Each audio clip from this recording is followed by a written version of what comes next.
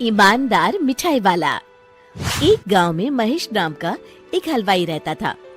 उसकी दुकान दूर दूर तक मशहूर थी। आसपास के सभी गांव वाले महेश की दुकान से ही मिठाई लेते थे। भाई मजा आ गया, क्या लजीज रबड़ी है। ये लड्डू भी लीजिए, शुद्ध देसी घी के हैं, आज ही बनकर आए हैं। लाओ भाई लाओ, 1 किलो लड्डू भी पैक कर दो।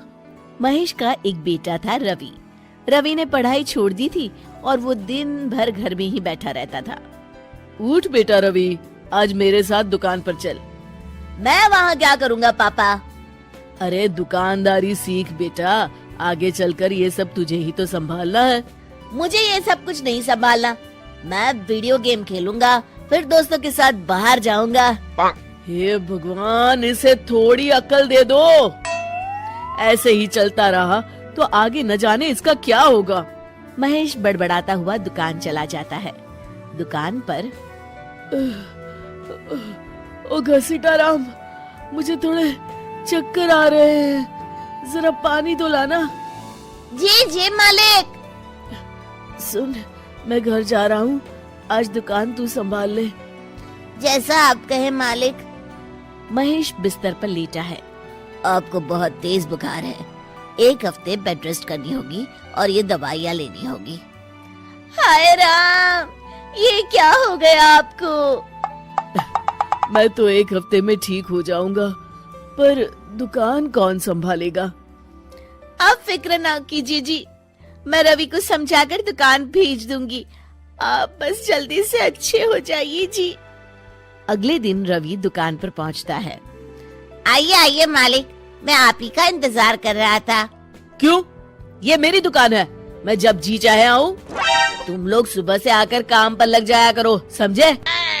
जी जी जी मालिक, दरअसल लड्डू बनाने हैं तो घी लेने जाना है, 5000 रुपए दे दीजिए। 5000? तुम्हारा दिमाग तो ठीक है? इतने महंगे लड्डू बनाएंगे तो मुनाफा क्या होगा? पर देसी घी भी तो बहुत महंगा है ना मालिक। क्या जरूरत है देसी घी की?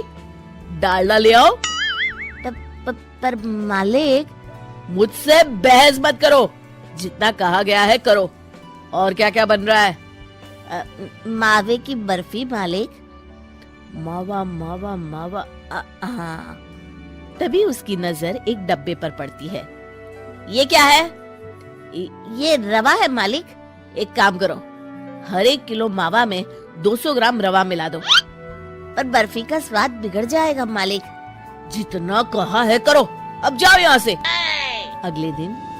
क्या बात है रवि बाबू, आपके पापा दिखाई नहीं दे रहे? अब उनकी तबीयत खराब है। अच्छा भाई अच्छा। बस उन्हें ये बताना था कि वो आज आए नहीं तो उनकी मिठाई बड़ी बेस्वाद लग रही है। लेना है तो लो, वरना चलते बनो। अरे अरे अरे, ये कोई तरीका है ग्राहक से बात करने का? चलो भाई चलो, यहाँ से चलो। अगले दिन। भैया, कल जो मैं लड्डू ले गया था उनका स्वाद बड़ा बेकार लगा। महेश बाबू का नाम सुनकर बड़ी दूर से आया था। 200 रुपए में इससे अच्छा और क्या मिलेगा? सुबह सुबह मनहूस बातें मत करो। कुछ लेना है तो लो, वरना फूटो यहाँ से। रवि के इस व्यवहार के चलते 2-4 दिनों में ही ग्राहकों का आना कम हो जाता है। मैंने तो सोचा था कि कम पूंजी में ज्यादा मुनाफा होगा, पर यहाँ तो घाटा हो रहा है। आखिर चक्कर क्या है? लगता है ये दुकानदारी मेरे बस की नहीं। महेश ठीक होकर दुकान लौटता है तो घसीटाराम उसे सब कुछ बताता है। हे भगवान, इसने तो मेरी सालों की मेहनत पर पानी फेर दिया। अब क्या करेंगे मालिक?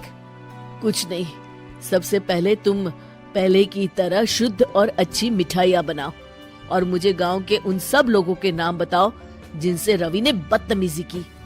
रवि, कल सुबह दुकान पर आ जाना, बहुत जरूरी काम है। मुझे नहीं आना, मैंने 1 हफ्ता दुकान संभाल ली है, अब संभालो आप। दुकान तो तूने जैसे तैसे संभाल ली, पर सीखा कुछ नहीं। कल तुझे बहुत जरूरी सीख देनी है। रवि पैर पटकता हुआ बाहर चला जाता है। अगले दिन। ये ले ताजी शुद्ध मिठाइयाँ। मैं इतनी मिठाइयों का क्या करूं? इन्हें उन सब के घर देकर आओ जिनसे तुमने बदतमीजी की, और साथ में माफी भी मांग लेना।